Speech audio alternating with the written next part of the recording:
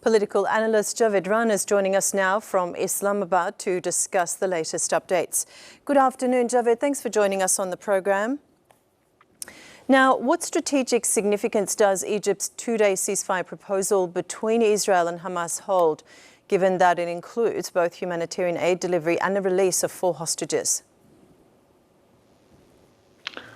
No, the problem is hostages. I would call them as prisoners of war. Israel wants these prisoners of war at every cost, but not to the extent that there would be a permanent ceasefire. Now, the problem is Israel is seeking concessions, not committing that it would end war. And this has been the key reason because of which all the Hamas top leaders, they've been resisting it, particularly the last leader of the Hamas, Yahya Sinwar. I mean, he was in the battlefield. He knew it.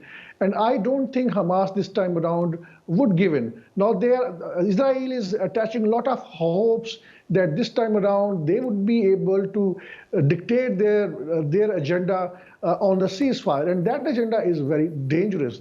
That means it is basically literally handing over Gaza to Israel under Israel's protection, something Hamas and other jihadi groups would not accept it. So I think my understanding of the situation is that what does it mean by the 2 days ceasefire? Nothing. They will be demanding that some four high-profile prisoners of war from Hamas. The day these prisoners of war are not there, the kind of the genocidal war that we are seeing now on Gaza, I think it would further intensify. Now, whatever the little precaution they might be exercising, which I don't think they are exercising, even they don't care about those prisoners of war, my understanding of the situation is that in case there is any peace deal, which is a temporary, which does not guarantee that there will be end to this genocidal war, that will be recipe for disaster for people in Gaza, because then there would not be any stakes. Now, whatever the little pressure Prime Minister Netanyahu has been facing from the people, that is on the issue of these prisoners of war, who are in the custody of Hamas and other jihadi groups. So I don't think Hamas and other jihadi group would be agreeing on any formula whereby these prisoners of war are released in return of some temporary benefits. There is possibility that if there is this ceasefire time period is extended up to certain weeks, then there is a possibility that there may be exchange of these prisoners of war from the both sides.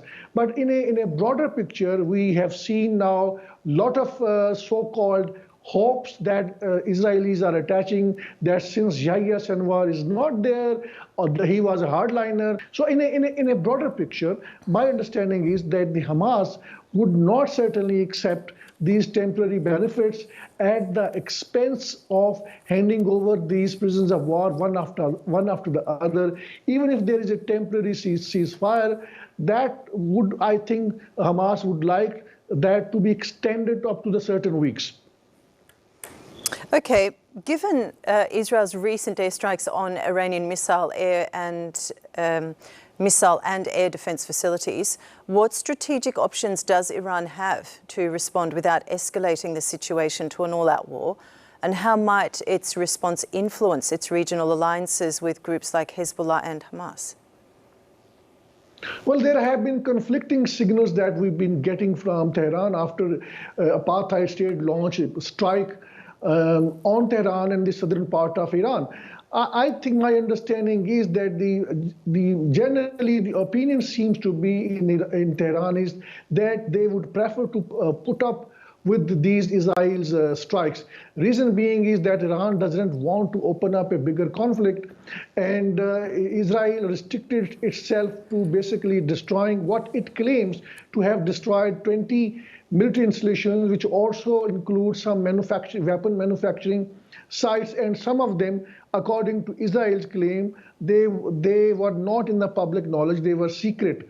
So, and we don't know what is the extent of the damage that Israel might have caused to these military bases.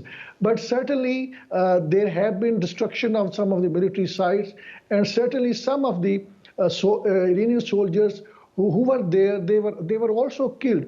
So I think even if Iran retaliates, my understanding is that it would not be at a scale which we have seen twice during last 2-3 months. So that retaliation would be very, very limited. But there is a greater possibility that Iran would put up with the situation, because Iran would prefer, as it has always been the case, to operate through Yemeni's militant groups who've been attacking the US allies in the Red Sea, and then obviously Hezbollah. In that context, my understanding is that Hamas, obviously, it is still doubtful that how really Hamas is getting the weapon supplies, because it looks like a miracle that they are surviving, and they are still they've been carrying out attacks against the soldiers of the apartheid state. But I think we may see some more attacks, more intensity of attacks when it comes to Hezbollah, when it comes to the Yemeni's militant groups against Israel's interest. But again, the bigger picture which has been developing in the world, that now everybody is looking at what is going to be the election result in the USA. If the Donald Trump comes back into power after 4 years, that is going to certainly change the world politics landscape. Reason being is that he's going to give a lot of concession to the President Putin, and then there is a greater possibility that the US may suspend the weapon supplies to the Ukraine, and Ukraine would be left with no option but to have some kind of a negotiated deal with the Russia on the terms and conditions that Putin would come up with. So in that context, I think that would also affect this genocidal war in Gaza. Now, there is also a difference of opinion within the Israelis military establishment and the political establishment. The defense minister is against continuing this war, because he's asking to the Prime Minister Netanyahu, what is your end game? What is your goal? Now, domestically, in case this war comes to an end, everybody knows then that will be the beginning of the end of the Prime Minister Netanyahu's tenure as a Prime Minister in Israel. So he is prolonging this war, and he is waiting that somehow or the other these US president elections are once concluded. Then I think the next US president would be in a better position in what manner he would like this war to continue. But again, Donald Trump has been now giving assurance to the Muslim and Arab communities in the USA that he is going to end this war. But at the same time, we have to also understand that he has been also encouraging Netanyahu to go with a very big attack against Iran to destroy its nuclear installations. So we don't know in which direction situation would unfold once these general elections are concluded. But so far as these peace deals are concerned with the Hamas, we have seen over the period of last couple of months that these negotiations, these back and forth movement of US officials and Hamas officials and those of the Arab leaders, those have not yielded any positive result. Because right now, obviously, the goal of all these jihadi groups inside Gaza, particularly that of Hamas, is basically to end the war. Somehow or the other, Israel is trying to basically occupy the northern part of the Gaza. They are being starved to the death. It's been around 3 weeks. The aid has not reached there. People are dying of hunger, and the world is more looking at the U.S. presidential elections. Nobody is simply caring of what is happening in Gaza. The plan that has been leaked already, we know it, that Israel wants to occupy northern part of Gaza and create very tough conditions for people over there whose number is run into probably 400,000, to expel them, to force them to, and in a way to also facilitate them if they want to move to the Europe through naval ships, or if they want to move to the African countries. So I think, I don't know how far Israel would be successful in that kind of a secret plan, which is very much in place, and it is coming at the cost of it is a genocidal war, which is unending, and nobody is there to raise question about the conduct of Israel when it comes when it comes to the Western world, and that is a bigger problem. I think there is no clear divide between the North Pole and the South Pole of the world. The world is dividing now. It looks like that the Russia and China is heading the recent meeting of the BRICS. That is just a small indicator that how people in Asia, particularly how people in the African countries, they feel so much frustrated with this so-called US-led world order. It has given clearly a very an impunity from accountability, holding Israel accountable, all of his genocidal war. Nobody is simply concerned about. Arab leaders are simply sleeping. They think they have good relations with Israel, and Israel would not attack them. Remember, if today it is a Gaza and Lebanon, next it will be Syria, and then they will move towards Jordan, they will move towards Saudi Arabia. They have a kind of a strategy where over the period of time Israel would expand its territories. We know Israel so far, despite 75 years have passed since it was imposed onto the Middle East, when it was created by the West.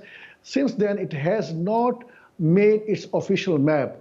Reason is quite simple, that it is expanding. The strategy is in place where at one point of time it plans to even control and occupy major parts of Saudi Arabia. And Saudis, they simply considered, there are leaks which are suggesting that Saudis leaders don't consider Palestine as an issue for them. So in that kind of scenario, when the Muslim Ummah is sleeping, Israel's dirty plans are very much in place. Okay. All right. Now, Javed, lastly, what impact does the reported 43,000 Palestinian deaths, over 43,000, and 90% displacement rate in Gaza have on the broader narrative of the conflict? And how are these statistics shaping global perceptions of Israel's offensive? Well, the global perception is obviously in favor of people in Palestine. Sympathies of the people are in favor of Palestinian people. The public has awakened in the USA, in the Britain, in France, in Germany. But again, the governments over there, they've been suppressing all these dissenting opinions. We have seen that they have been at a large scale, there have been protests in the universities, which are being funded and having deals, secret deals with the Israel. Through that money, these universities have been funding all kind of manufacturing of the weapons. So in that context, the public opinion is obviously in favor of Palestinian people, and the people in the world have realized that this is a Holocaust, and their government have been compromised. And there are now credible reports suggesting that Israel's intelligence network in the West, they have basically some compromising evidence against the US senators, the US leaders, and other Western leaders. So in that context, I think they are not willing to take any strong action against Israel.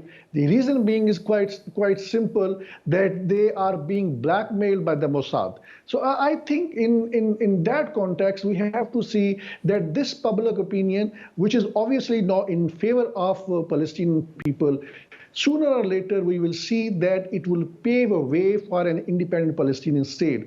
If it comes in form of a two-state solution, or even if it comes in form of a one-state solution, which means that this apartheid structure would be removed, and which also means that Palestinians who were expelled from their own land, they are given the right to return. That would mean that the population of the Palestinian would actually outnumber the population of the Jews in the apartheid Israel.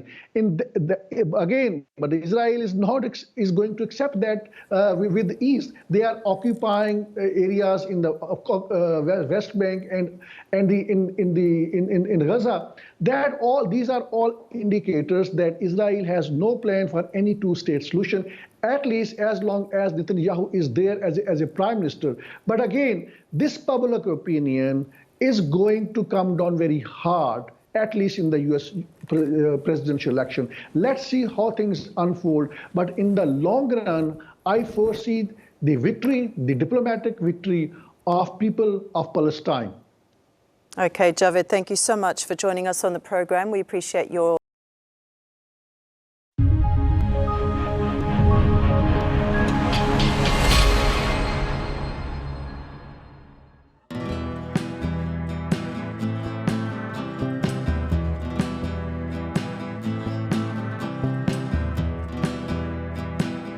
the growing tide of anti-Israel sentiments.